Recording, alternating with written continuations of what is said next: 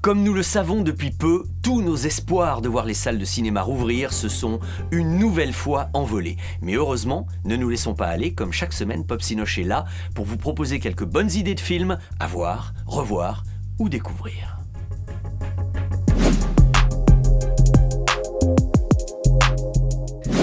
Les amis, pourquoi aujourd'hui ne pas revenir sur Cassel, Mesrine, Richer, l'instinct de mort et l'ennemi public numéro 1. Encore une fois, pour 3 bonnes raisons. Enfin, j'espère que vous allez partager cet avis.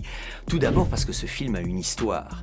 Il vient de loin. Je vous rappelle que L'instinct de mort, c'est le titre du livre que Jacques Mesrine avait fait paraître en 1976 et qu'il avait écrit durant sa détention en QHS, en quartier de haute sécurité, aux prisons de la Santé et de Fleury-Mérogis.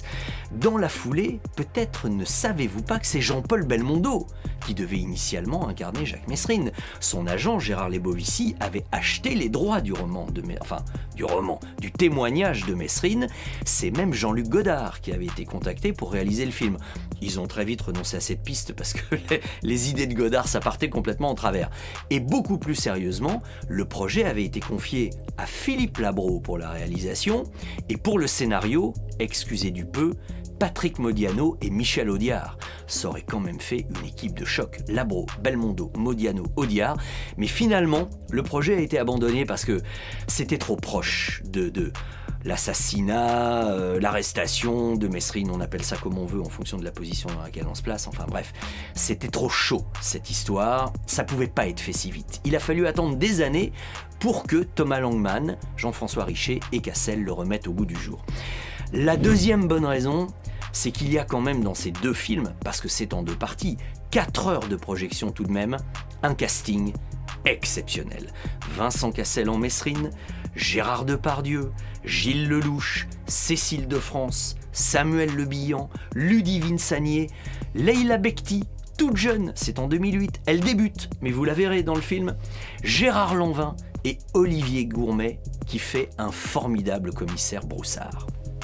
Troisième bonne raison, c'est quand même le fait que cette réussite éclatante a scellé un pacte de confiance entre Jean-François Richer et Vincent Cassel, puisque quelques temps plus tard, ils se retrouvent pour Un moment d'égarement avec François Cluzet, puis L'Empereur de Paris. Il se dit qu'actuellement, Jean-François Richer préparerait un film qui s'appelle Twice, un thriller. Avec Vincent Cassel ou pas? Ça, on ne le sait pas pour le moment, affaire à suivre. Alors, puisque je vous parlais de l'Empereur de Paris, eh bien, faites-vous une belle soirée Richer-Cassel, avec les 2 films Mesrine, plus l'Empereur de Paris, qui est une magnifique reconstitution du Paris de ces années-là, puisque Cassel joue le rôle de François Vidocq. Je vous souhaite une belle soirée, vous vous procurez les films, vous voyez les bandes annonces si vous le souhaitez. Tous les liens, évidemment, sont dans la description de ce programme. Allez, Richer, Cassel, belle soirée. On a bien le temps, non ?